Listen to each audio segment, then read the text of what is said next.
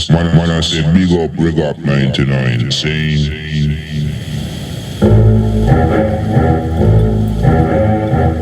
lack of spirituality, homelessness, starvation, disrespect for the children and the elders. Man, I say, rig up 99, man.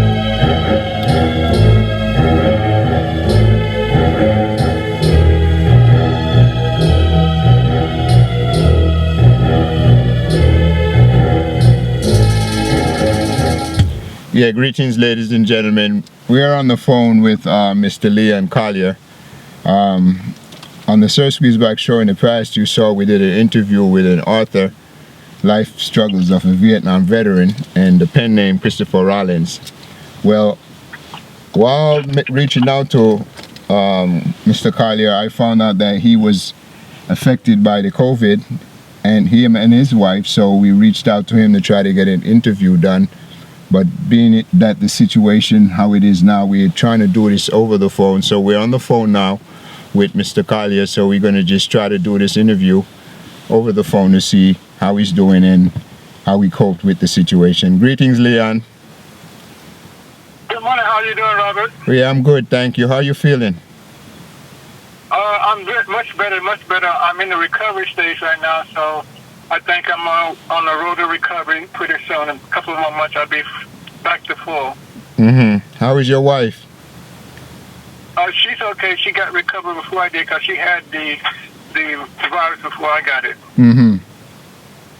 So do you find out where did she get it from? Yes.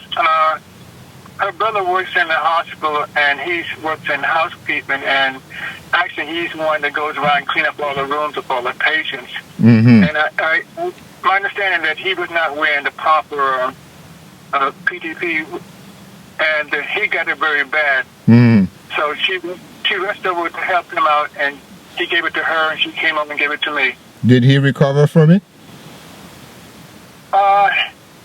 Yes, but he had it really serious. He had to take oxygen, and then he had to go to therapy to sort of walk again. But he's home now. Matter of fact, he got home last night. Yesterday, really. Okay, and how did you go to the hospital when you got it, you and your wife? No.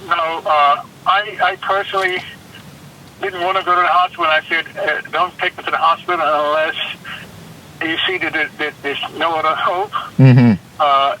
And we use a natural selector. You gave me to nurture me through the process. So I did not go to the hospital. Okay. I didn't want to go because I didn't want to be put on any kind of ventilator or be intubated. I just wanted to fight it on my own. Okay, so what were some of the symptoms that you experienced when when this started to affect you? Everything. I mean, I had the worst of the worst. I had shortness of breath. I had high fevers, headaches, severe coughing, everything that you could think that it can give you. Attack of your heart, everything. What do you think when you first found out that you had it? What was the first thing that you did or try to do to try to combat it? Well, the first thing that I now have to think back on it, that let me know that I had it. I do a lot of walking, maybe 2 or 3 hours of walking during the daytime, and I noticed that my nose was running. And then at that time when I was doing all the walking, my wife had come down with it. She had a lot of coughing and fever.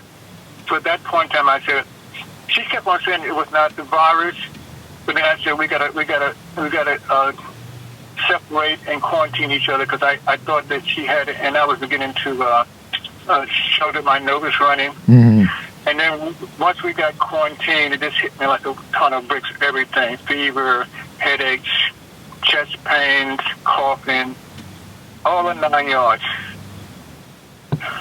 Did you reach out to the VA at that time? I tried to The VA actually, and I just got to talking to them now before you called me. It was very, very difficult. I was disappointed. People that reached out to quite naturally was not there. They were home, but I left different messages for different people, and apparently they didn't answer me on calls. And eventually, my primary doctor at the VA, she did return my call, and I said, I got this very bad virus, but at that time I was almost through the virus. And he said, well, I got to get you in here for testing. And when I went for testing, I was tested negative, but I went through the whole experience before they contacted me from the VA. So they didn't give me any kind of help at all. And I was complaining today about how mad and upset I am about this whole process. Wow. You know what, though, Leon? I'm glad that you were able to fight it off and that you're here with us to be able to share your experience with us. You know, I hope from now on, you know, from this point on, because you're in contact with the VA now, correct? Yes, I am. Or do you feel that they are going to be assisting you in any way? Yeah, well, actually, I think they are, because what I did yesterday, I called the Washington house, and there's a top veteran VA in that section over there, and I complained to him, and based upon that, everything is moving really rapidly now. But that was my last resort, to call Washington VA hotline. Okay. Let me ask you this, though. I you know, given the fact that you are a blind veteran, and if the COVID impacts folks who are not blind or have certain disabilities, it must have been more difficult on you. How did you deal with that, being that you are a blind veteran and you haven't been able to make contact with the group that you've been so much involved with, the Blind Veterans Association? Well, I have to say that not part of the VA, but in the VA hospital, they have a research program that's called BPA, and that is a research that I joined because they look at veterans my age who has been wounded and experienced Viet Nam combat. And yet, they contact me in the middle of my worst sickness, and the initial contact was really to give me a survey. And I said, I can't do it. I almost feel like I'm dying. And based upon that, they responded immediately. They had all kind of doctors calling me and talking me and walking me through it. They said, we can't do it at the VA, but we're gonna assist you.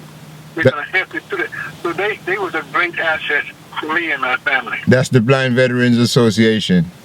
No, it's a totally different organization that does research for veterans who join that program. Okay, through the VA. Yeah. Okay, so that's a positive. Yeah. Okay, I'm glad to hear that. So, Leon, listen, I really, really appreciate you talking with us today, man. And if there's anything that you would like to share with the public, you know, about your experience further than what we have talked about thus far, this is the time. Well, I think that's going to be something. My experience is something that I really can't put into words now. And it's a very dramatic and difficult experience. I almost died, and I just have to say right now, only God saved me. So I'm going to probably write about this sometime later on in the future, but it was a very, very bad experience, and I just can't find the words right now to describe what I went through. Thanks and praise. Give thanks and praise that you're able to acknowledge the powers of the Most High. Thank you, Leon. And I pray I pray for you and your wife, and peace and blessings to you, and thank you again, okay? Okay. Thank you. All right, thank you. The one track mind, this a one track mind. One track mind, come catch you, one track mind. So 1999 for we use we mind. Robbing for $1, some robbing for a dime. End up in a jailhouse, have to serve some time. Jaja we savor, yes we glory divine. Them they who no believe them say we wasting we time. Watch all the people them on the lunch line, the lunch line, crack a line.